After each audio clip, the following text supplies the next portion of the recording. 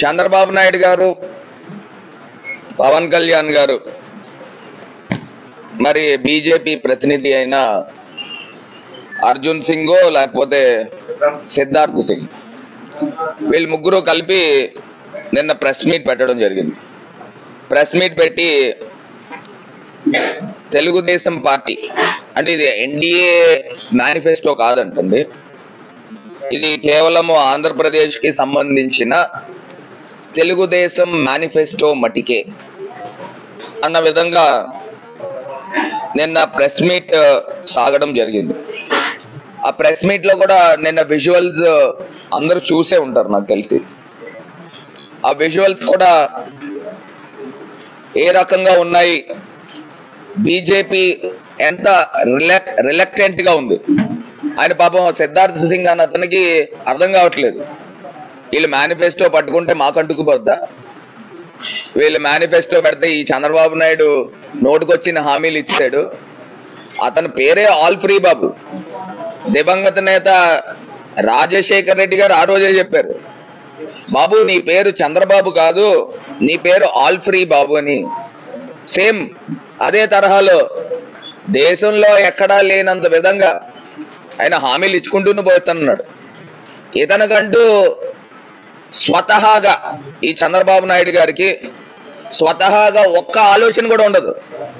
పక్కనోడిది copy కొడదాం, కిందనేమో దక్షిణాన కర్ణాటకలో ఇచ్చిన మేనిఫెస్టోని కాపీ కొట్టారు. వాళ్ళు ఏదో సూపర్ 6 అంటే ఈయన సూపర్ 6. ఎందుకంటే ఈ ఆల్ ఫ్రీ బాబు మొత్తం అన్ని చోట్ల తిరిగిస్తాడు. దేశంలో ఎన్ని రాజకీయ పార్టీలు ఉంటాయో అన్ని రాజకీయ పార్టీలతో కూడా పొత్తు పెట్టుకున్న మహాగణుడు ఈ నారా చంద్రబాబు నాయుడు గారు. మరి ఆల్ ఫ్రీ బాబు గారి గురించి మరి నిన్న వీడియోలో కూడా నాకు నిజంగా అంటే మీడియా అందరూ చూసేసారు అనుకోండి, కానీ ఇప్పుడు చూపించడం కూడా వేస్టే. కాకపోతే ఫైనల్ టచ్ ఒకటైతే చూపిస్తాను. ఈయన ఇదిగోండి ఒక్కసారి ఆయన హావభావాలు చూడండి. ఈ తెలుగుదేశం పార్టీ వాళ్ళు పట్టుకుంటే వదిలే వదిలే అని చెప్పేసి ఇలా పక్కకి వెళ్ళిపోయాడు. ఈయన ముఖం చూడండి, చంద్రబాబు నాయుడు గారి ముఖం, ఆయనకి మైండ్ పోతా ఉంది. మళ్ళీ ఒక్కసారి చూడండి. సో ఈ రకంగా పరిస్థితులు ఉన్నాయి అనంటే బీజేపీ ఈ చంద్రబాబు నాయుడు గారిని ఎట్టి పరిస్థితుల్లో కూడా నమ్మట్లేదు అనేది క్లియర్ గా అర్థమవుతోంది. నేను ఇంకొక అంశం కూడా ఈ తెలుగుదేశం పార్టీ వాళ్ళని, ఈ బీజేపీని, జనసేనని అడుగుతా ఉన్నాం.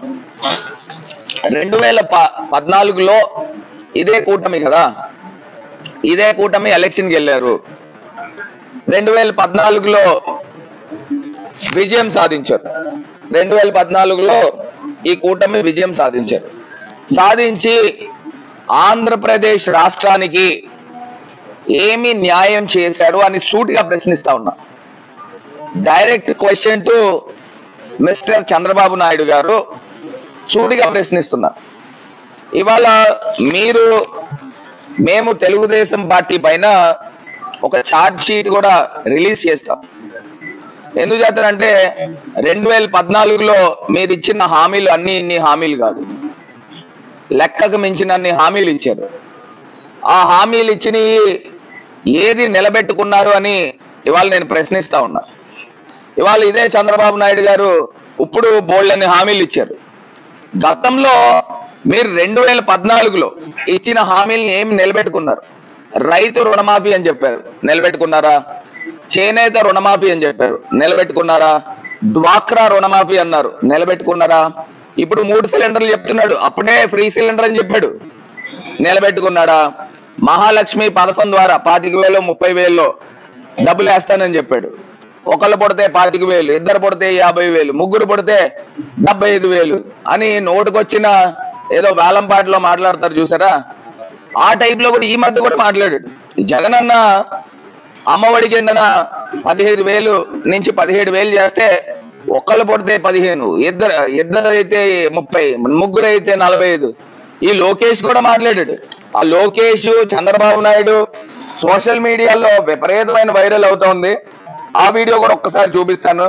నిజంగా మీడియా మిత్రులు అందరికీ కూడా ఇక్కడ నవ్వు రాకపోతే నన్ను అడగండి.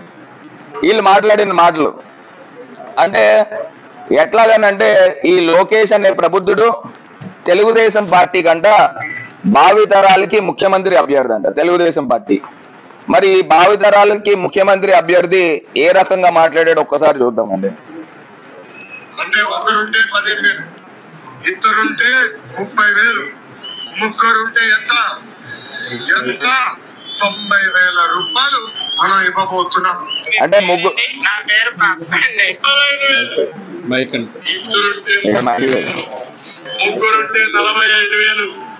నలుగురుంటే 60,000, 5,000 మంది ఉంటే 75,000 ఇస్తామని, 5,000 మంది ఉంటే 75,000 ఇస్తామని. మీ పేరంటే అంటే ఇంకా మీ సోషల్ మీడియాలో ఇంకా కొంచెం మీమ్స్ యాడ్ చేసి పెట్టారు, కానీ మనం ప్రెస్ మీట్ లో అది చూపించడం అంత కరెక్ట్ కాదు కాబట్టి చూపిలే. పోనీ చంద్రబాబు నాయుడు గారు అనుకోండి, పోనీ ఆయనకి వయసు అయిపోయింది, దగ్గర దగ్గర 80 పడతా ఉన్నాడు, 80 సంవత్సరాలు. పోనీ ఆయనకి వయసు అయిపోయింది, పోనీ ఆయన పక్క తీసేయండి. ఈ లోకేష్కి ఏమైందండి? స్టాన్ఫర్డ్ యూనివర్సిటీ అట బాబు, స్టాన్ఫర్డ్ యూనివర్సిటీలో చదువుకుని లెక్కల పంతులు గారు. ముగ్గురుంటే 90,000 అంట, ఇద్దరుంటే 30,000 అంట. ఓకే, బాగానే ఉంది. ముగ్గురుంటే ఎంత అని చుట్టుపక్కల వాళ్ళని అడుగుతున్నాడు. అంటే ఆయన కూడా తిరిగే వాళ్ళు కూడా అలాంటి వాళ్ళే. వాళ్ళు వెనకాల అందించారో లేకపోతే ఈ నోట్లోంచి వచ్చిందో. మరి ఈయన తెలుగుదేశం పార్టీ కంట భావితరాలకి ముఖ్యమంత్రి అభ్యర్థి అంట. ఎవరైనా ఆంధ్రప్రదేశ్ రాష్ట్ర ప్రజలు ఒప్పుకుంటారండి? సరే, ఈ మేనిఫెస్టో ఈ గతంలో ఈయన ఇచ్చిన దాని గురించే మాట్లాడితే బీసీ సబ్ప్లాన్ 10,000 కోట్లు చెప్పాడు సంవత్సరానికి. కనీస పక్షాన్ని 2,000 కోట్లు కూడా ఆయన ఖర్చు చేయలేదు. ఇది కాకుండా కాపులకి రిజర్వేషన్ అన్నాడు, హజ్ భవనాలు అని చెప్పాడు, సింగపూర్ లాంటి ఆంధ్రప్రదేశ్ అభివృద్ధి చేస్తా అన్నాడు, స్కిల్ డెవలప్మెంట్ సెంటర్లు అన్నాడు, ప్రత్యేక హోదా అన్నాడు, పోలవరం నిర్మాణం అన్నాడు, నగరానికి హైటెక్ సిటీ లాంటి అభివృద్ధి చేస్తా అన్నాడు, ఇంటికో ఉద్యోగం అన్నాడు, 2,000 నిరుద్యోగ భృతి అన్నాడు, 10వ తరగతి ఇంటర్ విద్యార్థులకి సైకిల్ అన్నాడు, ఇంటర్మీడియట్ విద్యార్థులకి ట్యాబ్లు అని చెప్పాడు. ఇది కాకుండా 5,000 కోట్లు కాపు కార్పొరేషన్ అన్నాడు, బుల్లెట్ ట్రైన్లు అన్నాడు, ముస్లింలకి ఉచిత విద్య అన్నాడు. ఇన్ని ఉన్నాయండి ఈయన. అంటే 640 హామీల్లో నేను ఒక 20 చెప్పాను. ఏం చేశాడండి? 2014లో ఈ ముఖ్యమంత్రి కింద పనిచేసిన ఈ చంద్రబాబు నాయుడు గారు ఏం చేశారు అని అడుగుతున్నా. ఏమీ చేయకపోగా మళ్ళీ ఇప్పుడు 2024లో ఈయన మళ్ళీ ఈ ఎన్డీఏతో పంచం చేరాడు. ఏం చేస్తాడండి? పంచం చేరి ఏమి నిలబెట్టుకుంటాడండి? నేను ఇవాళ సూటిగా ఈ చంద్రబాబు నాయుడు గారిని ప్రశ్నిస్తున్నా. మీరు 2018లో ఎన్డీఏ నుంచి బయటకు వచ్చారు. ఎందుకు బయటకు వచ్చారు? కారణం ఏంటి? ప్రత్యేక హోదా ఇవ్వలేదనే కదా బయటకు వచ్చారు.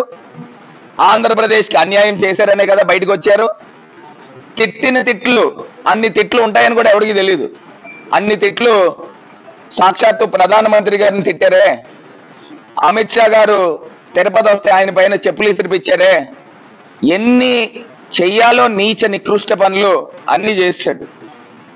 చేసి ఈ 2024లో ఎందుకు పొత్తు పెట్టుకున్నారు?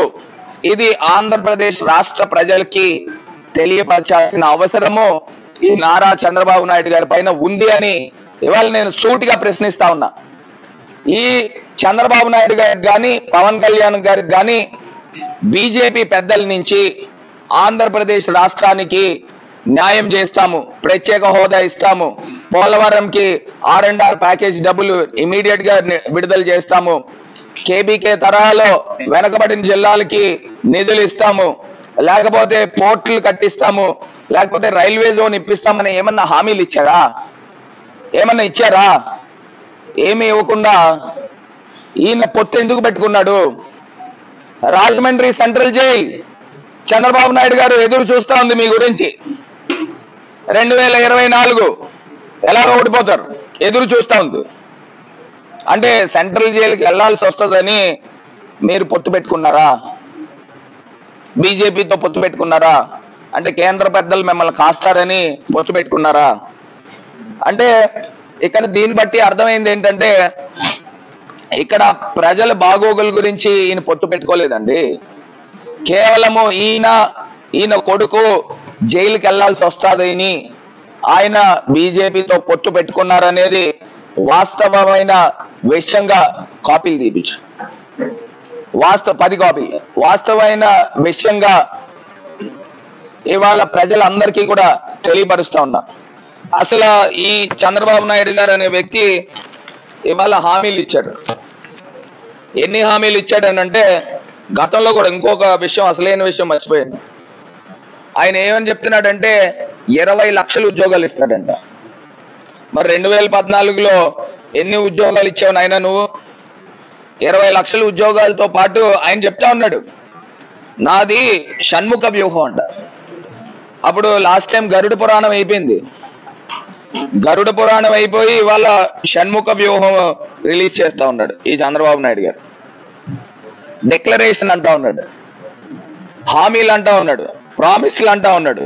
మళ్ళీ ఇవాళ బీసీ డిక్లరేషన్ అన్నాడు, బీసీలకి రాజకీయ ప్రాధాన్యత. సిగ్గేమన్నా ఉందా? అంటే చంద్రబాబు నాయుడు గారు కనీసం ఇంగిత జ్ఞానం ఉందా?